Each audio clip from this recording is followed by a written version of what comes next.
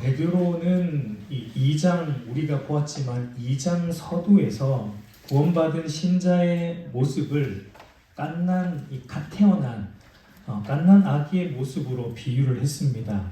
그러니까 갓 태어난 그 갓난 아이가 본능적으로 어머니의 젖을 사모하듯이, 그리고 그 어머니의 젖을 먹음으로 자라가듯이 성령으로 새롭게 거듭난 신자도 본능적으로 하나님의 그 순전한 말씀을 사모하게 되어 있고, 그리고 하나님의 그 순전한 말씀을 먹음으로 자라가야 한다라는 것을 우리가 지난번에 보았습니다. 오늘 새벽 예배 때 본 그 출애굽기 35장을 보면은 이 성막의 실질적인 건축이 시작되는 내용이 나오는데, 여러분 출애굽기 35장부터 이 마지막 40장까지는 성막의 실질적인 건축 과정과 그리고 그 완공, 그리고 성막 봉헌식에 대한 내용이에요. 그러니까 내용 면에서 보면은 사실은 출애굽기 조금 앞쪽에 25장부터 31장까지에 나왔던 하나님께서 모세에게 그 성막에 대한 지시사항을 미리 지시해 준 그 내용이 그대로 반복되는 내용이에요. 여러분, 앞에서 말했던 내용이 뒤에서 그대로 반복되는 이유가 무엇이라고 여러분 새벽 예배에 오신 분들은 이유가 무엇이었죠? 네, 앞에서 말한 거는 성막의 설계도이고, 그러니까 뒤의 내용은 성막의 실질적인 건축이 되어가는 과정. 그러니까 그 말은, 이게 반복된다라는 것은 성막의 건축이 무엇에 따라 되고 있다라는 겁니까? 하나님께서 지시하신 설계도대로, 하나님께서 지시하신 그대로 성막이 지어지고 있다라는 것을 보여주는 것입니다. 여러분, 그러니까 교회가 교회답고 성도가 성도다우려면 하나님께서 지시하신 말씀 그대로 가야 돼요. 거기서 더하거나 빼거나 하면 안 된다는 겁니다. 하나님이 지시하신 그대로 듣고 순종할 때 그 교회가 진짜 교회이고, 그런 성도가 진실된 성도라는 겁니다. 그러니까 내 지혜로, 내가 가진 논리로 이렇게 하면은 교회가 좀 더 좋을 것 같은데 해서 하면 안 된다는 거예요. 하나님께서 지시하신 말씀을 토시 하나 빼거나 첨가해서는 안 되고 그대로 반복해야 한다는 겁니다. 그것이 바로 성도가 구원에서 자라가는 비결이라는 것입니다. 그래서 성경은 여러분 우리 인간의 삶을 무엇으로 비유를 하냐면 집을 짓는 그 과정, 그리고 집을 짓는 건축자의 모습으로, 건축의 과정으로 우리 인생을 성경은 비유하곤 해요. 대표적인 말씀은 마태복음 7장 24절에서 27절을 보면은 제가 읽어드릴게요. 그러므로 누구든지 나의 이 말을 듣고 행하는 자는 그 집을 반석 위에 지은 지혜로운 사람 같으리니 비가 내리고 창수가 나고 바람이 불어 그 집에 부딪히되 무너지지 아니하나니 이는 주추를 반석 위에 놓은 까닭이요 나의 이 말을 듣고 행하지 아니하는 자는 그 집을 모래 위에 지은 어리석은 사람 같으리니 비가 내리고 창수가 나고 바람이 불어 그 집에 부딪힘에 무너져 그 무너짐이 심하니라. 그러니까 모든 인간은 자신의 그 인생의 집을 짓는 건축가와 같다라는 것입니다. 그러니까 어떤 이들은 자기의 인생의 집을 멋지게 짓고 있습니다. 아주 외관적으로 볼 때 화려하고 크고 멋진 인생의 집을 짓는 분들도 있을 것이고, 어떤 분들은 조금 규모가 작게, 조금 어떤 면에서 외관적으로는 볼품없는 그런 자기의 인생의 집을 짓는 분들도 있을 것입니다. 근데 여러분, 중요한 것은 뭐예요? 그 외관보다 중요한 것은 무엇입니까? 그 집의 내구성, 그 집의 완성도, 그것이 더 중요하죠. 그리고 그 집의 내구성과 완성도가 언제 확연히 드러난다는 것입니까? 강풍이 한번 불어봐야지, 큰 태풍이 한번 와봐야지 이 집이 제대로 건축이 되었는지 그때 드러난다는 거예요. 그러니까 반석 위에 지은 집은 이 강풍이 올 때 견고히 서 있지만 모래 위에 지은 집은 무너진다라는 겁니다. 그러니까 외관보다 중요한 것은 그 집을 어디에 기초를 두고 있는가. 여러분, 이 비유가 궁극적으로 말하는 것이 무엇입니까? 여러분, 마지막 주님 오실 때 모든 인생들의 집을 우리 주님께서 그 내구성과 완성도를 테스트하신다는 얘기예요. 그런데 그 테스트에 합격할 수 있는 집은 어떤 집입니까? 그 기초를 반석 위에 놓고 지은 집. 크고 작음이 아니고 그 기초를 반석 위에 놓은 집은 합격이라는 겁니다.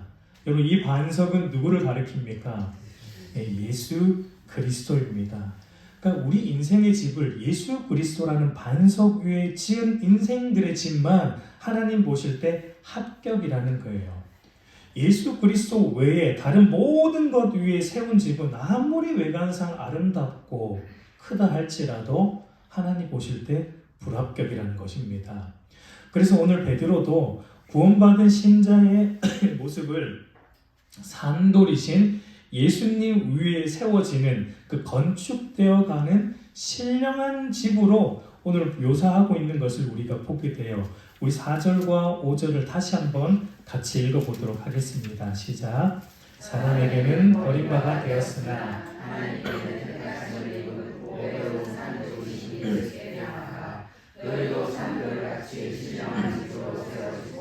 예수 그리스도로 말미암아 하나님이 기쁘게 받으실 신령한 제사를 드릴 거룩한 제사장이 될지니라. 베드로는 구원받은 성도를 가리켜서 산돌이신 예수 그리스도 안에서 신령한 집으로 세워지고 있다라고 말합니다. 여러분, 신령한 집이라는 것은 구약적으로 볼 때 성전을 의미하는 것이죠. 구약에서 성전은 하나님이 거하시는 거룩한 장소로 아무나 들어올 수 없는 곳, 아무나 들어갈 수 없어요. 오직 택함을 받은 제사장들만 그 속죄의 피를 가지고 들어갈 수 있었습니다. 그런데 여러분, 이 아무나 들어갈 수 없는 이 신령한 집인 성전이 지금 누구가 되었다는 거예요? 저와 여러분이, 우리가 지금 그 성전 안에 들어와 있고 그 성전이 되었다라고 베드로가 말하고 있습니다. 여러분, 이것이 어떻게 가능합니까? 이 구약의 성전의 목적과 역할과 기능을 누가 다 완성하셨습니까? 예수 그리스도입니다. 여러분, 구약에서는 죄인인 인간이 거룩하신 하나님과 만나기 위해서는 이 성전, 성막이 절대적으로 필요했습니다. 그리고 성막에서 백성들의 죄를 사하기 위한 또 속죄 제사가 절대적으로 필요했습니다. 그리고 백성들과 하나님 사이의 중보자적 역할을 감당하는 제사장이 또 절대적으로 필요했어요. 근데 여러분, 예수님이 이 땅에 오실 때 성막으로 이 땅에 오셨고, 이 땅에 오실 때 또 속죄 제사의 희생 제물로 이 땅에 오셨고, 또 자신이 이 하나님의 백성과 하나님 사이의 중보자인 대제사장으로 이 땅에 오셔서 십자가에 죽으시고 부활하심으로 이 구약의 성막 안에 있는 모든 기능과 역할을 우리 예수님께서 다 완성하셨기 때문에 이제 이 성막의 완성이시고 성전의 완성이신 예수 그리스도 위에, 산돌이신 이분 위에 세워진 성도들, 예수 그리스도를 믿는 신자들은 누구나 다 신령한 집으로 세워졌다라는 것을 오늘 베드로가 말하고 있는 것입니다. 여러분, 그래서 사도 요한은 이런 말을 했어요. 요한복음 1장 14절을 보면 말씀이 육신이 되어 우리 가운데 거하심에 우리가 그 영광을 보니 아버지의 독생자의 영광이요 은혜와 진리가 충만하더라. 여러분, 사도 요한은 예수님이 이 땅에 성육신 하시는 모습을 말씀이 육신이 되어 우리 가운데 거하셨다라고 말합니다. 근데 여기서 거하다라는 말이 헬라어 원문으로 보면 스케노라는 말인데 이 뜻이 뭐냐면 장막을 치다라는 뜻이에요. 그러니까 예수님의 성육신을 사도 요한은 무엇으로 묘사하고 있습니까? 예수님이 이 땅에 오시는 모습이 성막을 치는 모습으로 오셨다는 겁니다. 여러분, 사도 요한이 그렇게 말하는 이유가 무엇입니까? 예수님이 성막을 완성하셨다라는 것을 얘기하고 싶은 거예요.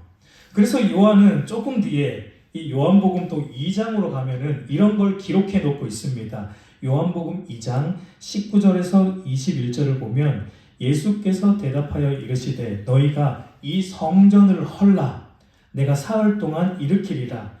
유대인들이 이르되 이 성전은 46년 동안의 지었거늘 내가 3일 동안에 일으키겠느냐 하더라. 그러나 예수는 성전된 자기 육체를 가리켜 말씀하신 것이라. 그러니까 여러분 이 말씀은 표적을 보여달라는 유대인들에게 예수님이 주시는 말씀이에요. 그러니까 예수님이 보여주실 표적이 뭐냐면 성전을 헐라는 것입니다. 유대인들은 이걸 이해를 못했죠. 유대인들은 주님께서 헐라고 말씀하신 이 성전은 당시 헤롯이 지은 헤롯 성전입니다. 유대인들의 환심을 사기 위해서 헤롯이 지은 성전인데 이 성전 건축 기간이 몇 년이라고요? 46년. 여러분 그러나 아직까지 다 완공이 안 된 상태예요. 다 완공이 안 됐는데 46년 동안 지었습니다. 근데 예수님께서 이것을 헐라고 하니까 유대인들이 이해를 못하는 거예요. 46년 동안에 지은 성전을 헐면은 3일 만에 다시 일으킨다라고 하는데 이해를 못한 거예요. 그러나 주님의 의도는 무엇이었습니까? 바로 자기의 육체된 성전, 예수님께서 십자가에 죽으시고 3일 만에 부활하심으로 이 성전의 그 의미를 온전히 완성하시고 성취하실 것을 우리 주님께서 말씀하셨던 거예요. 그래서 이 신령한 집으로 세워져 가기를 위해서는 여러분 그 기초를 어디에 두어야 한다라는 것입니까? 바로 이 산돌이신 예수 그리스도에게 기초를 두어야 한다는 것입니다. 여러분 유대인들은 집을 지을 때 그 집의 기초가 되는 머릿돌을 먼저 세우는 것으로 시작했다고 해요. 그러니까 코너에 아주 큰 머릿돌로 먼저 집의 기초를 잡고 그 머릿돌을 기준으로 그 옆으로 이제 돌들을 쌓아가면서 쌓다 보면 결국은 마지막에 어디로 옵니까? 다시 머릿돌로 오는 건축 기법으로 유대인들은 집을 지었다고 합니다. 그러니까 신령한 집인 교회는 여러분 어떻게 지어져 가야 한다는 거예요. 이 머릿돌이신 예수님으로 시작을 하고 예수님을 중심으로 모든 성전된 성도들이 함께 쌓여서 지어져 가고 다시 어디로? 예수님께로 돌아가서 끝나야 된다는 거예요. 여러분 교회는 예수님으로 시작하고 예수님으로 움직여지고 예수님으로 맞춰져야 하는 겁니다. 여러분 교회는 사람에 의해 움직여지고 사람의 뜻에 의해 주관되는 곳이 절대 아니에요. 예수님의 교회의 머리시고 예수님의 교회의 주인이시기 때문입니다. 여러분 그만큼 이 머릿돌이신 예수님이 중요한데 오늘 베드로는 그런데 머릿돌이신 이 산돌이신 예수님을 어떤 분으로 소개하고 있습니까? 오늘 읽은 본문을 보니까 사람들에게 버림받았으나 하나님께서는 택하심을 입은 분으로 소개하고 있습니다. 이 말씀은 베드로가 시편의 말씀을 인용한 것입니다. 시편 118편 22절 보면은 건축자가 버린 돌이 집 모퉁이의 머릿돌이 되었나니 라고 말합니다.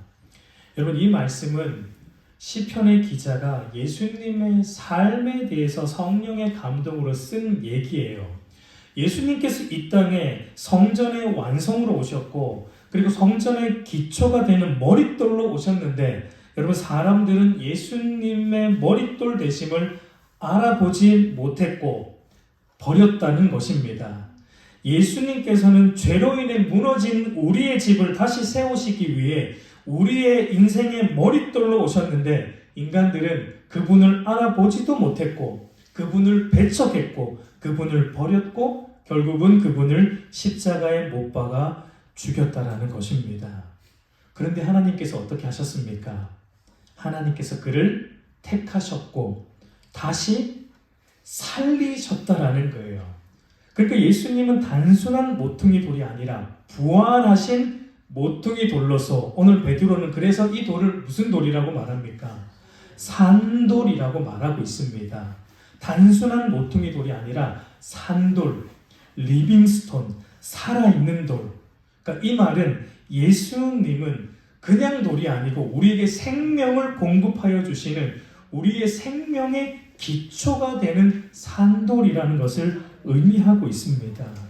예수님은 죄로 인해 죽은 인생들에게 생명을 공급하여 주시는 생명의 기초라는 것입니다. 그러니까 예수님을 통해서만 우리 인생이 살아있는 집으로 지어져 간다라는 거예요.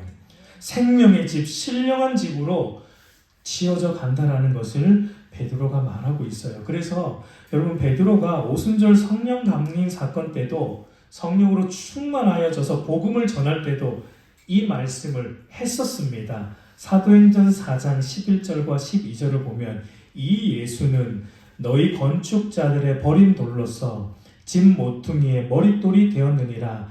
다른 이로서는 구원을 받을 수 없나니 천하 사람 중에 구원을 받을 만한 다른 이름을 우리에게 주신 일이 없음이라 하였더라. 너희가 죽인 이 예수님은 죄로 인해 무너진 죽은 우리의 영적인 집을 다시 생명을 공급하여 다시 새롭게 세워주시는 생명의 모퉁이 돌이다라고 베드로가 유대인들에게, 예수님을 배척하고 죽인 유대인들에게 이렇게 설교를 했던 거예요. 그래서 예수 그리스도 외에는 구원받을 만한 다른 이름이 없다라는 겁니다. 예수님만이 생명을 주시는 리빙 스톤이라는 것을 말하고 있어요. 그래서 여러분, 교회가 교회답게, 성도가 성도다우려면 우리 산돌 되시는 예수님께 여러분 우리가 매일, 어떻게 베드로가 뭐라고요? 매일 나아가야 된다라고 말하고 있는 거예요. 산돌이신 예수께 너희가 나아가라라고 말하고 있습니다. 예수님만이 교회 생명이고 예수님만이 교회를 견고하게 하는 반석이시고 예수님만이 우리가 피할 바위라는 거예요. 여러분, 그래서 우리가 예수님께로 나아가야 됩니다. 여러분, 재미있게도 베드로의 이름이 뜻이 무엇입니까? 반석이에요. 베드로 이름의 뜻이 돌입니다. 돌, 반석. 베드로는 자신의 이름을 부를 때마다 무슨 생각을 했을까요? 내가 어디에 지어져 가야 되는지, 내가 어디에 나의 인생의 집을 지어야 되는지, 내가 누구에게 나아가야 되는지를 베드로는 자기 이름을 부를 때마다 생각하지 않을 수 없었을 것입니다. 참된 반석이신 예수 그리스도 위에 내가 집을 짓고 있는가? 생명의 이 돌이신 예수 그리스도의 위에 내가 나의 인생의 집을 짓고 있는가? 내가 그 예수 그리스도를 피할 바위로 삼고 있는지를 베드로는 자기 이름을 부르면서 늘 기억해야 했던 것이었습니다. 그리고 또한 예수님은 또 어떤 돌입니까? 산돌이시면서 또 보배로운 돌이라고 말합니다. 여러분, 사실 이 보배롭다라는 말과 돌은 사실은 서로 잘 어울리지 않아요. 보배로운 보석하면 모를까, 보배로운 돌하면 뭔가 조금 언밸런스하죠. 돌이 아무리 비싸봤자 돌이잖아요. 보석과는 조금 비교가 되지 않기 때문에. 그런데 예수님은 보배로운 돌이다라고 말합니다. 그럼 이 말이 담고 있는 의미가 무엇일까요? 그러니까 예수님이 보배로운 돌이라는 것은 예수님은 누군가에게는 보배로운 보석처럼 가장 귀하고 존귀하고 가치롭게 누군가에는 그렇게 여겨지지만, 그러나 누군가에는 진짜 그냥 돌처럼 가치 없는 것으로 여겨진다라는 것을 내포하고 있는 거예요. 그래서 여러분, 베드로는 이어서 예수 그리스도의 복음을 듣는 자들, 산돌이신 예수 그리스도에 대한 복음을 듣는 자들이 두 부류로 나누어진다라는 것을 우리에게 보여주고 있습니다. 우리 6절에서 8절을 다시 한번 함께 읽어보도록 하겠습니다. 시작. 성경에 기록되었을 때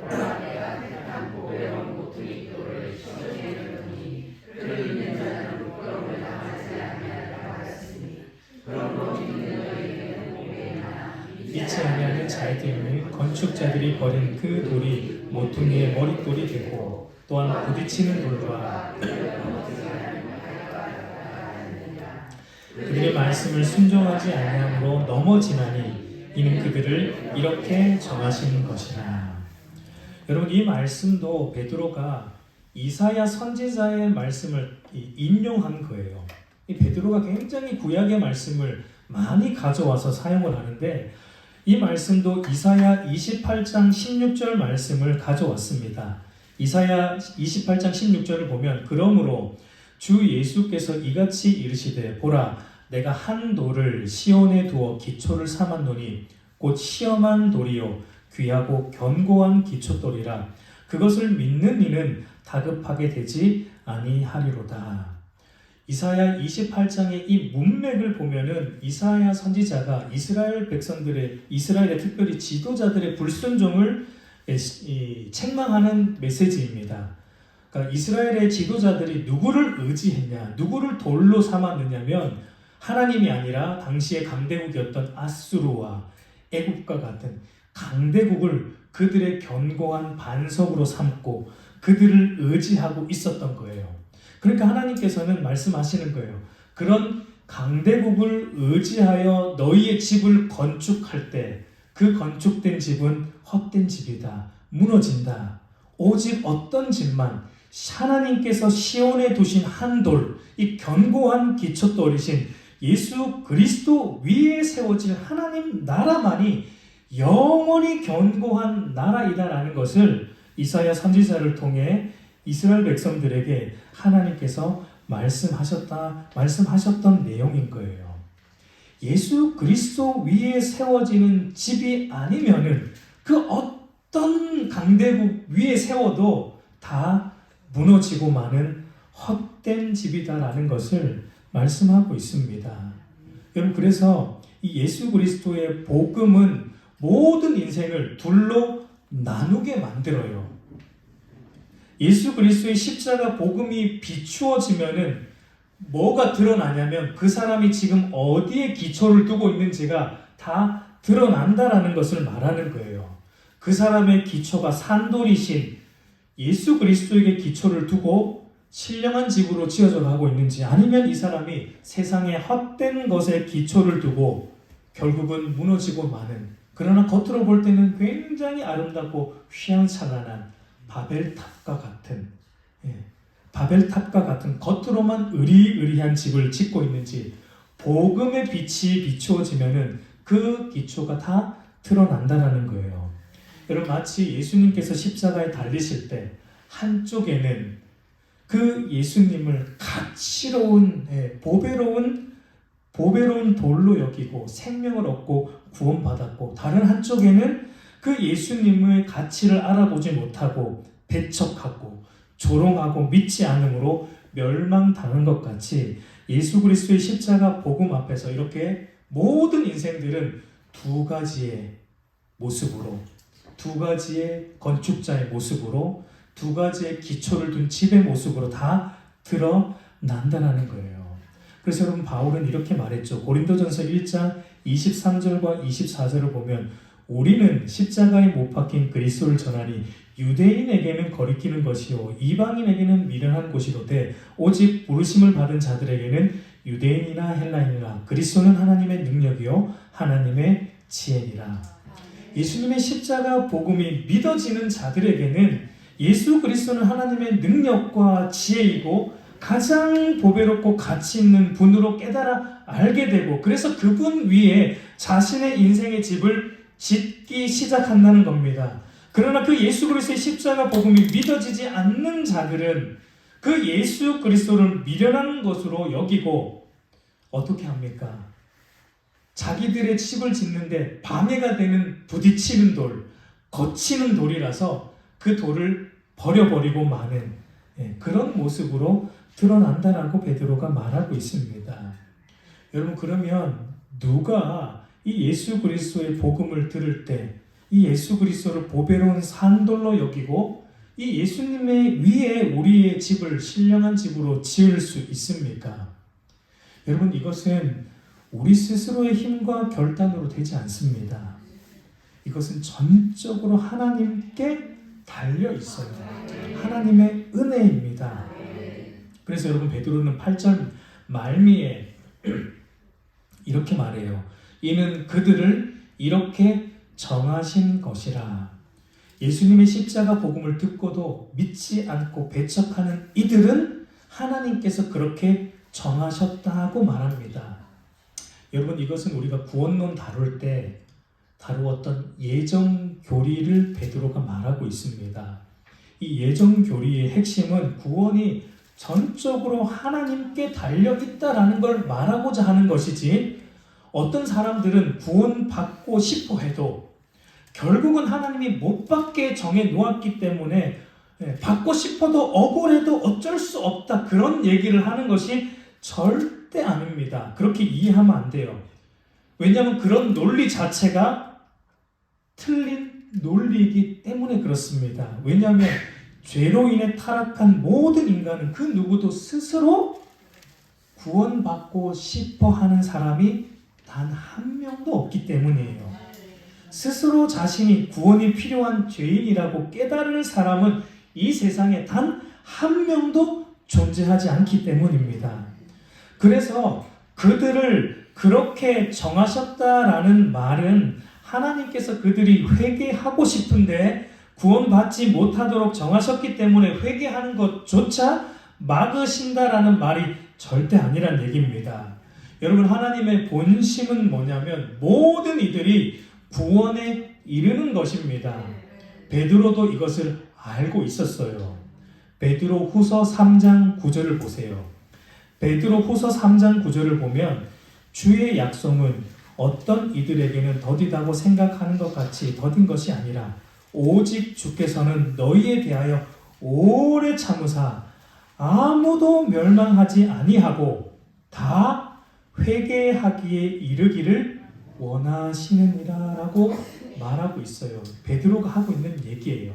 지금 베드로 전서에서 멸망하기로 그렇게 정해졌다라는 이 말을 하고 있는 베드로가 베드로 후서에서 무슨 얘기를 하냐면 하나님은 모두가 구원받기를 원한다라는 것을 지금 말하고 있습니다. 그러나 그들이 스스로 예수 그리스도를 믿지 않기로 그들 스스로 마음을 굳게 먹은 것입니다.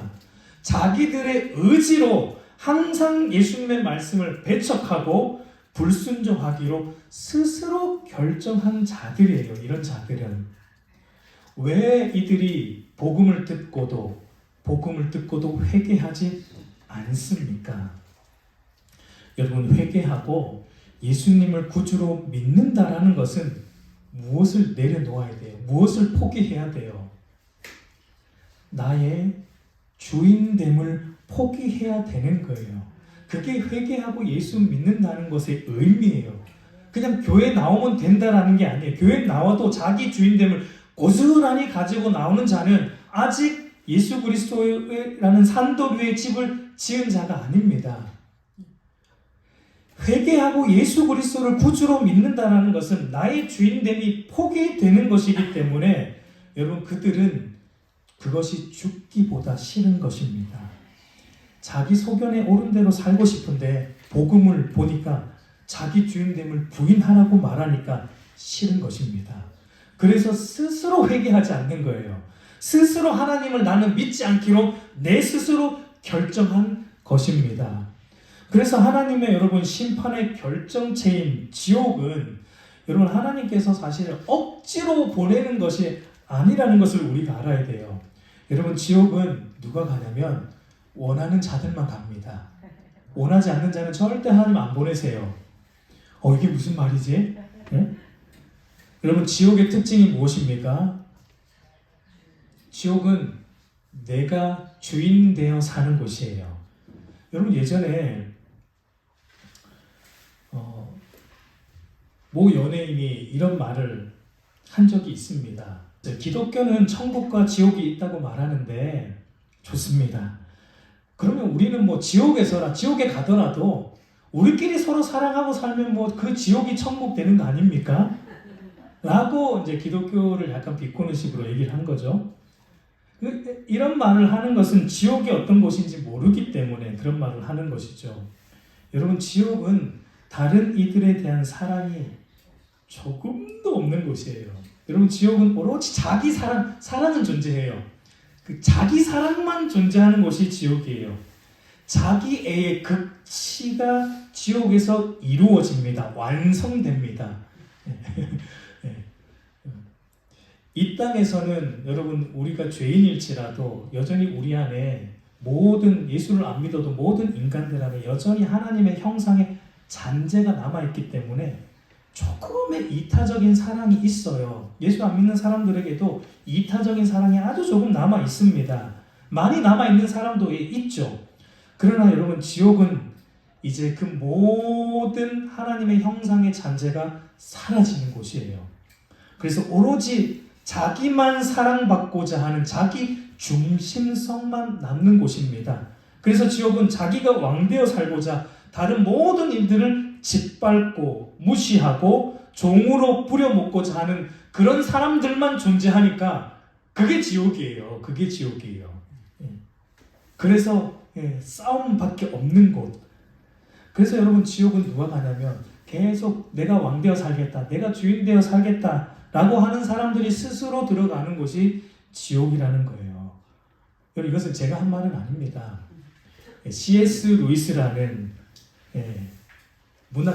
문학가이자 그리스도인인 C.S. 루이스가 쓴 천국과 지옥의 이혼이라는 책이 있습니다.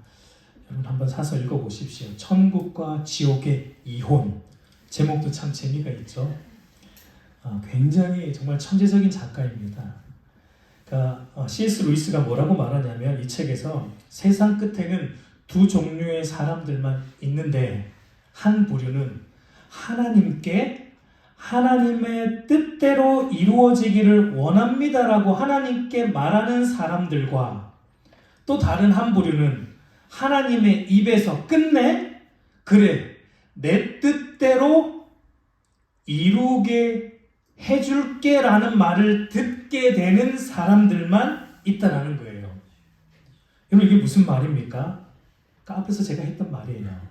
그러니까 천국은 하나님의 뜻대로 이루어지기를 원하는 사람들이 하나님의 은혜로 들어가는 곳이고, 지옥은 내 뜻대로 이루어지기를 원합니다라고 말하는 사람들이 자기 뜻 이루고자 자기 발로 기어 들어가는 곳이라는 겁니다. 자기 뜻이 뭡니까? 자기가 주인 되어 사는 거예요. 자기 소견에 오른 대로 사는 것, 자기 마음대로 사는 것. 그 뜻 이루려면은 지옥 가야 돼요.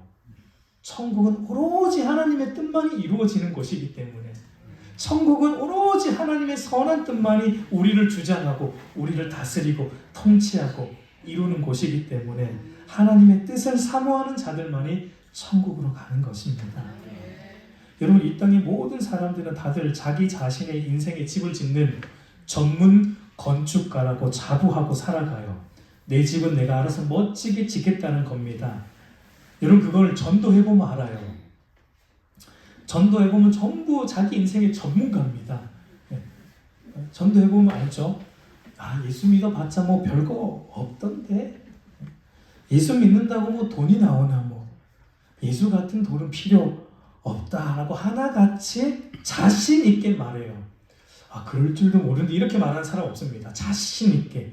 그러니까 자기들이 알아서 자기들의 인생의 집을 잘 짓겠다라는 거예요. 그러나 여러분, 기억해야 돼요. 그들의 마지막 심판 날에는 어떻게 된다고 말합니까? 부끄러움을 당하게 된다고 말합니다. 마지막 날에 그 집의 기초가 다 드러나요.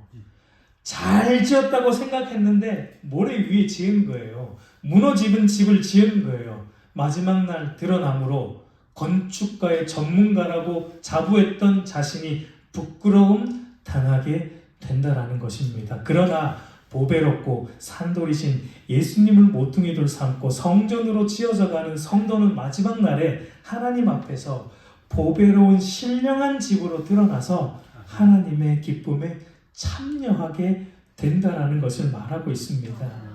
우리 사랑하는 성도 여러분, 우리에게 여러분, 예수 그리스도가 부딪히는 돌이 되지 않고 걸려 넘어지는 돌이 되지 않고 보배로운 산돌로 여겨지고 그 산돌이신 예수님을 통해 신령한 집으로 지어졌고 또 지어져 가고 있다면 여러분 그것은 전적인 하나님의 은혜입니다. 여러분 그 말은요, 이 은혜를 우리가 헛되이 받아서는 안 된다는 얘기입니다. 이게 은혜인 건 아는데 여러분 이 은혜를 많은 이들이 헛되이 받는다라는 거예요. 여러분 은혜가 헛되이 받게 되는 것이 안 되려면 어떻게 해야 돼요? 우리의 삶을 성령이 거하시는 신령한 집에 맞게 우리가 살아가야 된다라는 것입니다. 그래서 베드로는 신령한 집 비유에서 한 걸음 더 나아가서 이제 신자를 가리켜서 뭐라고 말합니까? 신령한 집인 성전에서 하나님이 기쁘시게 받을 신령한 제사를 드리는 뭐라고요? 거룩한 제사장이라고 말하고 있어요. 우리 5절을 다시 보면 너희도 산돌같이 신령한 집으로 세워지고 예수 그리스도로 말미암아 하나님이 기쁘게 받으실 신령한 제사를 드릴 거룩한 제사장이 될지니라. 여러분 우리가 그리스도 안에서 신령한 집으로 지어져 가는 목적은 하나님이 기뻐하시는 신령한 제사를 드리는 거룩한 제사장의 사명을 감당하기 위해서입니다. 이 부분은 다음 주에 좀 더 자세히 다루도록 하겠습니다. 여러분 구원받은 신자는 성전인 동시에 거룩한 제사장이에요. 여러분 이것을 우리가 기억해야 돼요. 그 말은 우리의 전 존재, 우리의 모든 삶이 다 하나님이 기뻐하시는 방향으로 나아가야 된다는 것을 의미합니다. 우리의 전 존재와 우리의 모든 삶이 다 신령한 제사가 되어야 한다는 것입니다. 여러분 구약에서 제사를 드리는 목적이 무엇입니까? 우리의 죄를 속하여서 거룩하신 하나님께 나아가서 하나님과 교제하기 위함이죠. 그래서 구약에서 죄를 속하기 위해서 어떻게 했습니까? 동물을 데리고 와서 그 동물에게 나의 죄를 전가시키고 뒤집어 씌우고 그 동물을 대신 잡아 죽여서 우리의 죄에 대한 용서를 하나님께 받고 그래서 하나님께 나아가 물론 그때는 제사장을 통해 나아갔죠. 제사장을 통해 거룩하신 하나님께 나아가서 하나님과 교제할 수 있었던 은혜를 누렸습니다. 그러므로 우리가 하나님이 기쁘게 받으실 신령한 제사를 드린다는 것은 예수 그리스도 안에서 우리가 우리의 죄에 대해서는 죽어야 함이 있고 예수 그리스도 안에서 하나님에 대해서는 살아나야 함이 있는 것입니다.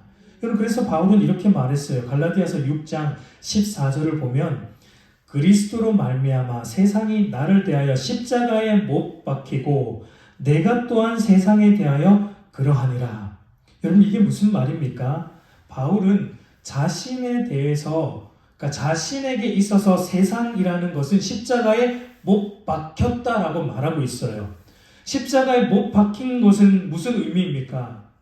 죽었다라는 의미이죠. 근데 십자가에 못 박혀 죽은 것이 무엇입니까? 세상의 가치관을 향해 있는 나의 옛사람이 죽었다라는 거예요. 그렇기 때문에 세상의 가치관과 세상의 문화에 대해서 더 이상 우리는 어떠한 영향력을 받지 않는다라는 것을 바울은 말하고 있어요. 거기에 대해서 죽었다라는 거예요. 여러분 이것이 하나님이 기쁘게 받으실 신령한 제사를 드리는 거룩한 제사장인 성도의 정체성입니다. 우리의 육신의 정력에 대해서 세상의 가치관에 대해서 우리는 죽은 존재, 죽여야 한다는 거예요. 더 이상 거기에 대해서 반응을 하지 않아야 한다는 것입니다. 그러나 하나님의 뜻에 대해서는 적극적으로 이제는 살아서 반응하는 존재, 하나님의 말씀을 지켜 사는 데에는 적극적으로 살아가는 그런 존재, 성도는 그렇게 신령한 집으로 지어져 간다라는 것을 베드로가 말하고 있습니다. 우리 사랑하는 성도 여러분, 사도 베드로는 지금 로마 전역에 흩어져 여행자로 살아가면서 고난중에 있는 신자들에게 이렇게 말하고 있는 거예요. 오늘 본문을 통해 우리의 산돌이신 예수님께서 사람의 버림을 받아 십자가에 달려 죽임을 당했지만 하나님께서는 택함을 받아 부활하여 보배로운 산돌로 성전을 완성하셨듯이 산돌이신 예수님 안에서 신령한 집으로 세워졌고 또 지어져 가고 있는 너희들도 세상에서 세상에 대해서 죽고 하나님에 대해서 산 거룩한 제사장으로 살아가고 있기 때문에 현재 세상으로부터 버림받은 자로 살고 있다. 외면받은 자로 살고 있다. 고난당하고 있다는 얘기예요. 그러나 하나님께서는 또 어떻게 하신다고요? 너희를 택하여서 보배로운 산돌처럼 여기고 있다. 그러니 세상과 뭐 하지 말라는 겁니까? 손잡지 말라는 거예요. 베드로가 그 얘기하고 싶은 거예요. 그러니까 너희는 세상과 손잡지 말고 세상과 타협하지도 말고 세상과 같은 길 가려고도 하지 말고 너희는 세상과 반대로 가야 된다. 너희는 세상과 결코 같아질 수 없는 거룩한 집이고 거룩한 제사장들이다라고 이 말로 고난 중에 있는 성도들을 위로하고 권면하고 있는 것입니다. 우리 사랑하는 성도 여러분, 이제 말씀을 맺겠습니다. 여러분, 우리가 어떤 존재인지 우리는 다시 깊이 생각해야 돼요. 그것이 여러분 이 고난 많은 세상 속에서 우리가 위로받을 수 있는 유일한 방법이에요. 우리가 어떤 존재이고 어디 위에 서 있고 누구에게 속해 있고 우리는 어떤 사명으로 부름받았는지 이것에 대해 사실은 베드로는 지금 1장부터 우리가 살펴보는 여기까지만 봐도 베드로의 관심은 온통 거기에 있었습니다. 우리가 어디에 속해 있고 삼위 하나님에 속해 있고 우리는 그분으로부터 구원을 받았고 또 그분으로 말미암고 그분의 손 안에서 우리의 구원이 이루어져 가고 있고 그분이 이 땅 가운데서 우리의 구원을 이루어가기 위해서 우리 인생 가운데 고난을 두셨고 그러나 우리를 그렇게 붙들고 계시고 우리를 그 산돌이신 예수님의 위에 세워져 가는 신령한 집으로 우리를 붙들고 계시고 이 모든 것을 알 때 우리가 위로가 우리 안에 오고 이 고난 중에서도 능히 이길 수 있다라는 것을 말하고 있습니다. 우리 사랑하는 성도 여러분, 우리는 성령 하나님이 거하시는 신령한 집이고 그리고 하나님이 기쁘게 받으실 신령한 제사를 드리는 거룩한 제사장으로 부름을 받았습니다. 그리고 이것은 전적인 하나님의 은혜로 말미암은 것입니다. 이 은혜로운 직분을 여러분 결코 헛되이 받지 않기를 바라요. 그래서 은혜가 은혜 되도록 늘 여러분 산돌이신 예수님께로 나아가십시오. 예수님을 붙드십시오. 그리고 이 예수 그리스도가 어떤 분이신지를 깊이 매일 매순간 묵상함으로 이 예수 그리스도 안에서 여러분 위로받고 예수 그리스도 안에서 우리가 신령한 집으로 더 아름답게 여러분 지어져 가기를 소망합니다. 여러분 우리는 아직은 공사 중이에요. 우리는 공사 중인 성전이에요. 또 그걸로 위로를 삼으세요. 때로는 우리의 연약함이 있을 때 내가 공사 중이구나. 아직 신령한 집이지만 그러나 지금은 공사 중이구나. 아직 완공이 안 됐구나. 완공은 여러분 주님 오실 때 돼요. 그때 우리는 천국에서 완공식 할 겁니다. 우리가 신령한 집의 완공식은 천국에서 할 거예요. 이 땅에서 우리는 부족하지만 공사 중에 있는 신령한 집이다라는 것을 알고 더 아름다운 신령한 집으로 여러분 지어져 가도록 저와 여러분이 산돌이신 예수 그리스도에게 날마다 나아가는 은혜가 있기를 우리 주님의 이름으로 축복합니다.